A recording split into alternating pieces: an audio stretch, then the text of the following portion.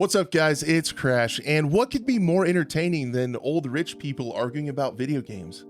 I don't know, but it sounds like we're going to see where it stacks up as things are kind of heating up between Sony and the FTC, the Federal Trade Commission on this side, and then Blizzard, Activision, and Microsoft trying to acquire them over on this side. And it's turning out to be pretty interesting. We've already heard a little bit of back and forth, but things have really heated up over the last couple of days, and I wanted to talk about it with you guys. I know generally on this channel we cover first-person shooters, but Call of Duty has been mentioned a few times, as well as Battlefield previously. It falls under that category for sure, and I really enjoy industry stuff, and I think this is really, really big industry news. So I'm going to try to get through it. Some of the stuff I've seen, I've also got some information that I saw on CNBC, what they're kind of thinking, how it's going to shake out. So essentially I want to go over all this stuff, and then I would love to hear from you guys in the comments down below if you think this is interesting and how you think it's going to shake out. I know we're all spitballing here, who knows what's going to come out in court, but it could be pretty fun to watch. So essentially, you guys know, if you've been following the podcast, we've kind of talked about, you know, when they bring up Call of Duty and when they bring up Battlefield, which happened a few weeks ago when Sony essentially threw Battlefield under the bus a little bit and said Call of Duty is massive. They actually gave some sales and download numbers way bigger than Battlefield was, that Battlefield wouldn't even be able to touch it, and would be detrimental to the industry if Microsoft was able to make Call of Duty kind of exclusive to Xbox and PC, essentially what it would be. And then Xbox came back and said that, you know, well, Sony is actually bigger if you put in, or the other market share is actually bigger if you put Sony and Nintendo together. Xbox Series S and X didn't sell that much. So you have these two big tech giants kind of going at each other.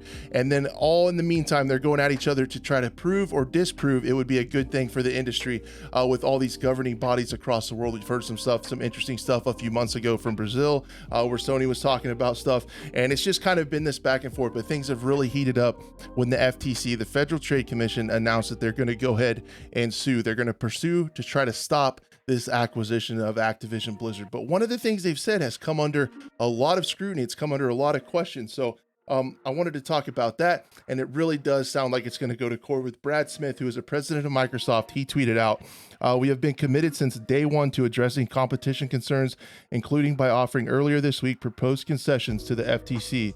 While we believe in giving peace a chance, we have complete confidence in our case and welcome the opportunity to present in court." So it sounds like Microsoft is actually ready to go to court. And that was in response to one of the tweets from the FTC. Now, they listed a bunch of stuff about what Microsoft has done in the past, how large these companies are, and that they're going to go ahead and go forward with the lawsuit. So things really heated up when the FTC, part of their tweet was, "The agency notes that Microsoft decided to make several of Bethesda's titles, including Starfield and Redfall, Microsoft exclusives, despite assurance it had given to the European antitrust authorities that it had no incentive to withhold games from rival consoles." And where this takes a turn is the European Commission told MLEX, which is a publication over in the EU, that that was not the case. So you already have the EU saying, hey, that's not it. So it appears that the FTC might have made a slip up on the surface.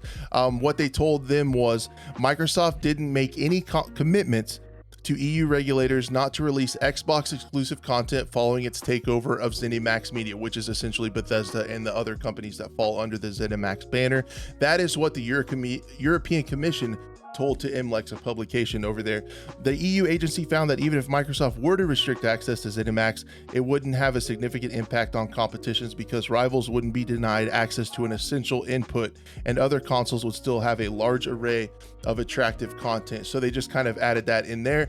And then if you go back and look at some of the parts of the agreement, that appears to be the case, where Microsoft said that it wouldn't make any games from like Bethesda, from ZeniMax Media that have already been out, it wouldn't take any of those off of any platforms.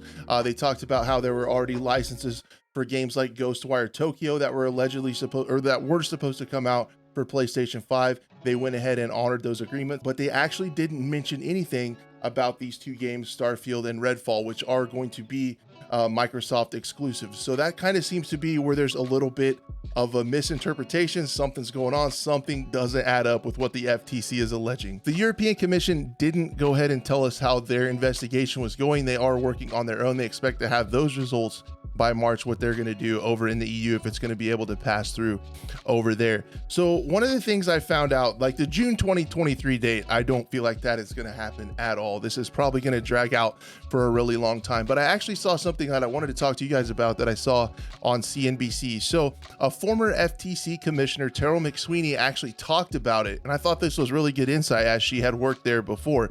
She actually said for the FTC, they need to show rivals, like how it's going to be a problem. And a big question is going to be whether or not they're going to add Nintendo in that, because they have to prove too big of a market share over the entire industry. It could be pretty close if they take just Microsoft versus Sony, but you also have Nintendo. While titles are a little bit different, I kind of think that's why Microsoft went ahead and said, hey, we'll put Call of Duty on Nintendo as well, which it hasn't done in a really long time. Activision hasn't. So I think they're trying to get Nintendo included in all that, so it makes them look like they would still be the smaller market share. So they're going to have to decide. I think that's going to be a large argument point, whether or not to include Nintendo, if it's too different, if you have premium consoles and then Nintendo, or if they're all together. She did say it was going to be an uphill battle, and I'm paraphrasing here, and a challenging case for sure. There is some redacted information in the actual one that they sent to the court, not in the public complaint that they sent out. But yeah, there wasn't any there was no show and allegation of too large of a market share, which is something they're going to have to do. And she said also they're going to have to show that a cross-platform dynamic doesn't exist for not pushing easier access to content. So essentially saying that people just get one platform and don't get any others, which is generally not the case anymore these days. And she ended kind of her interview by saying it's going to be a tough bar for them to get to. And she's talking about the FTC in getting this deal to stop. So yeah, guys, like I said, I think the June 2023 original date of this happening is, for us as gamers, I don't see anything changing for a really long time, but I really am looking forward to kind of these big giants going at each other from an entertainment standpoint for me, and to kind of see where all this stuff ends up. But essentially it got to a boiling point for me today, where the FTC is saying that they said these titles were going to be, or were not going to be exclusive, and they were. And then the EU Commission telling the FTC they didn't say that. So there's already a little bit of drama going on, and I think it's going to be pretty fun to follow. Thank you guys so much for watching me get through all this. I wanted to talk about it. I want to hear from you guys down below, and hopefully see you on the next one.